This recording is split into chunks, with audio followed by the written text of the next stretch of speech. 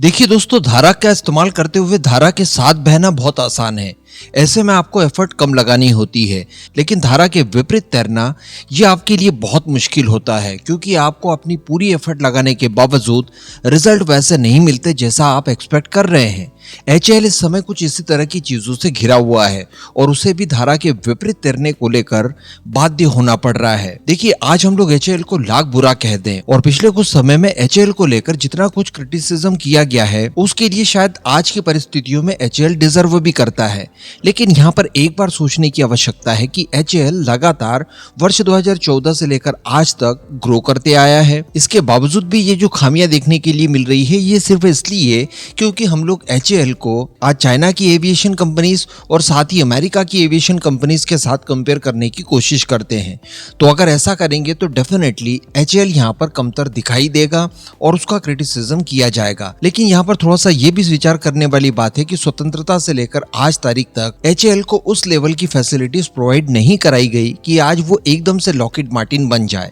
लेकिन इसके बावजूद अगर एचएएल का फ्यूचर देखा जाए तो देखिए ये कितना ब्राइट हो सकता है। आज की तारीख में एचएएल भारत की सबसे ज्यादा प्रॉफिट कमाने वाली कंपनी है। रिसेंटली आप ये ट्वीट पढ़िए, एचएएल द्वारा फाइनेंशियल ईयर वर्ष 2024-25 में 30,400 रुपए का रेवेन्यू अर्जित किया गया। इसके बाद रिसेंटली इन्होंने एमओडी के साथ एक डील साइन की है, जिसमें ये लोग 156 की संख्या में भारतीय फोर्सेस के लिए एलसीएच प्रचंड तैयार करेंगे। जो डील 62,700 करोड़ रुपयों की है, यानी जो हम लोग नेवी के लिए रफाल एम की डील करने जा रहे हैं 60,000 करोड़ के आसपास, उससे भी बड़ी ये डील है। इसके अलावा 83 तेजस मार्क 1 है। तेजस मार्क 1 का जो रिपीटेड ऑर्डर दिया जाएगा 97 का, वो अलग। इसके अलावा तेजस मार्क 2 परियोजना और साथ ही एम का जैसी परियोजना है।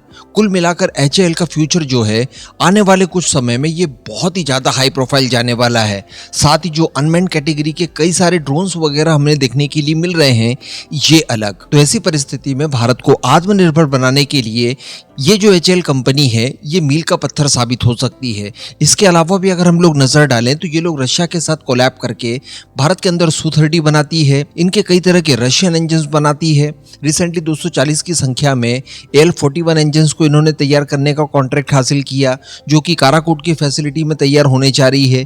तो इन सारी चीजों को देखते हुए अब विदेशों में खलबली मचनी शुरू हो चुकी है। हमारे दोस्त देश हो या दुश्मन देश हो, इन सभी की नजर अब एचएएल के ऊपर पड़ चुकी है और ये लोग अब एचएएल को डाउनग्रेड करने की कोशिश करेंगे। यही कारण है दोस्तों कि रिसेंटली अमेरिका के एक अखबार द्वारा, जो कि बहुत बड़ा माना जाता है, द न्यूयॉर्क टाइम्स, इनकी तरफ से एचएएल के ऊपर एक आरोप लगाया जाता है। और ये आरोप बिल्कुल उसी कैटेगरी का है जिस तरह की कैटेगरीज में ये लोग ऑलरेडी हैं और पास्ट में भी इस तरह की कई सारी चीजें स्प्रेड कर चुके हैं। जैसे कि रशिया यूक्रेन वॉर के दौरान पुतिन को कैंसर हो जाना, वो कुछ ही दिनों के मेहमान है, इस तरह की बातें बताना और कुल मिलाकर उस तरह के सभी नैरेटिव्स को स्प्रेड करना दुनिया भर के अंदर, जो कि इन्हें व्यक्तिगत रूप से लाभ पहुंचाते हैं। अब न्यूयॉर्क टाइम्स की तरफ से 28 मार्च को एक रिपोर्ट पब्लिश की जाती है, जिसमें ये लोग कहते हैं कि एक ब्रिटिश एरोस्पेस निर्माता कंपनी है जिसका नाम HR स्मिथ ग्रुप है।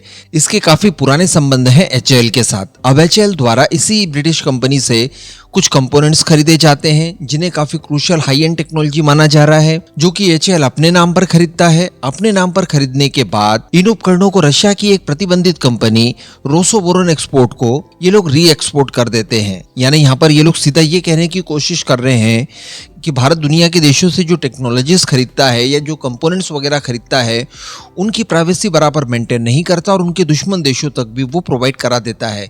ये एक तरह का बहुत ही घिनौना कृत्य माना जाना चाहिए। तो इस तरह का आरोप एचएएल के ऊपर लगा है। हालांकि इन सभी को डिनाई कर दिया है। भारतीय डिफेंस मिनिस्ट्री हो, एचएएल खुद हो, इन सभी की तरफ से इस तरह के सभी आरोपों को सिरे से खारिज कर दिया है। और वैसे भी इन्होंने आरोप लगाने के पीछे कुछ तथ्यात्मक चीजें रखी ही नहीं, किसी भी तरह का कोई एविडेंस नहीं रखा गया है। साथ ही भारत के विदेश मंत्रालय द्वारा इस तरह की चीजों को तथ्यात्मक रूप से गलत, भ्रामक और राजनीति से प्रेरित किसी उद्देश्य को पूरा करने वाला बताया है। लेकिन फिर भी अभी बड़ा प्रश्न यहाँ पर यही उठता है कि इस तरह की चीजें भला न्यूयॉर्क टाइम्स की तरफ से क्यों की जा रही है, इसके पीछे के मतलब क्या हो सकते हैं। तो देखिए, ये लोग नहीं चाहते कि भारत तेजस परियोजनाओं को बराबर चला पाए, आने वाले समय में एमका परियोजना को ठीक से रन कर पाए और हमेशा की तरह विमानों की रिक्वायरमेंट को फुलफिल करने के लिए भारत दूसरे देशों के ऊपर ही निर्भर रहे। ये इनका मेन उद्देश्य है। साथ ही इस तरह की चीजों से ये लोग अपनी नींव मजबूत करके रखेंगे। इस तरह की हो सकता है कि मल्टीपल आरोप बाद में और लगाए जाएं और इस तरह से कई सारे आरोप लगाकर एचएएल की घेराबंदी ये लोग करके तैयार रखें। इसके बाद अगर एचएएल द्वारा इन्हें वास्तविकता में खतरा दिखाई देता है, इन्हें लगता है कि इनके बिजनेसेस वगैरह एचएएल की वजह से अब ताक पर लग चुके हैं, भारत जैसा बड़ा कस्टमर इनके हाथ से निकल रहा है, इवन एचएएल अब अपनी सीमाएं तोड़कर विदेशों में भी व्यापार करने के लिए तैयार है, तो ऐसी परिस्थिति में ये लोग किसी तरह का कोई सैंक्शन भी इंपोज कर सकते हैं। अब आप सोचकर देखिए कि अगर एचएएल के ऊपर सैंक्शंस लग जाते हैं तो अमेरिका, ब्रिटेन वगैरह ये एचएएल की एक्चुअली बैकबोन तोड़ने का काम कर सकते हैं, क्योंकि इंजन्स जो है जिसके आधार पर एचएएल अपने विमानों की मैन्युफैक्चरिंग वगैरह करता है प्रॉपर समय पर, वो इंजन्स रोके जा सकते हैं। इसके साथ साथ ब्रिटेन की बात की जाए तो ब्रिटेन द्वारा जो इजेक्शन सीट वगैरह दी जाती है उसकी सप्लाई रोकी जा सकती है सैंक्शंस का बहाना बनाकर।